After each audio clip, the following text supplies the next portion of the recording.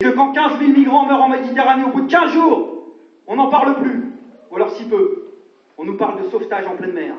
Comme quoi, quand ils veulent, ils peuvent le faire. Qu'est-ce qui justifie d'ailleurs que quand un patrouilleur militaire français sauve 217 migrants au large de la Libye, il les rapatrie non pas en France, mais en Italie, comme une patate chaude, comme si l'Italie pouvait régler seule la question. La France, elle donne des leçons à la terre entière.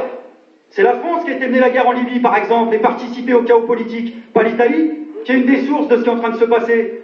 La France qui donne des leçons à la terre entière sur les réfugiés syriens, 500 par an, là où un pays comme la Suède, pour 10 millions d'habitants, en a accueilli plus de 30 000 ces dernières années. On est un des pays les moins accueillants au monde. Pourquoi? À cause du climat politique. Qu'est-ce qui fait qu'en 1979, la France a accueilli 100 000 boat people, 100 000 qui venaient du Cambodge ou du Vietnam? Ça a posé de problème à personne. Aujourd'hui, on n'est plus capable de le faire. Pourquoi? Parce qu'il y a un climat politique. Alors, camarades, nous, on vous le dit, l'actualité, c'est quoi? C'est de répondre présent à l'appel des migrants. Parce que si les migrants partent, c'est pour un réflexe de survie.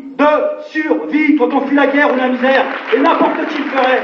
Donc, la question qui est posée, c'est le respect du droit d'asile, accueillir les réfugiés, leur donner des papiers, régulariser tous les sans-papiers, pas au cas par cas, respecter la liberté de circulation, d'installation. Et je le dis fort, ouvrez les frontières, ouvrez-les dans l'urgence, parce que pas de faire, c'est de la non-assistance à peuple en danger.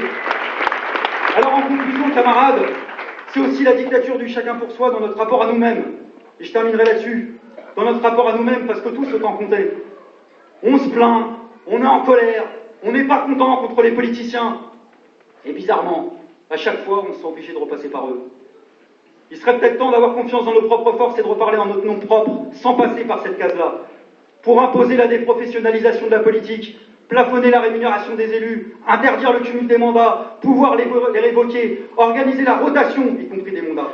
Et donc, pour conclure, je voudrais citer un anarchiste, encore un, qui a été dirigeant de la CGT révolutionnaire, celle-là, mais qui avant animait un pamphlet libertaire, et ça vaut le coup de le relire, c'est le père Pénard, c'est Émile Pouget, et dès 1994, il nous disait la chose suivante.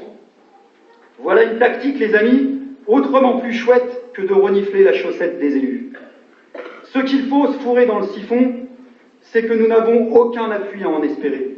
Notre biceps peut seul nous émanciper.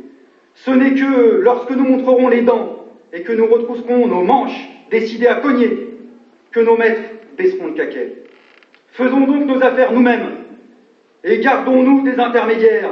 En tout et pour tout, les intermédiaires sont abominables sans su. Alors, assez renifler les chaussettes des élus, reprenons nos baskets pour manifester un peu, retroussons les manches pour recréer une perspective politique, ici et maintenant, tous et tout ensemble. Je vous remercie.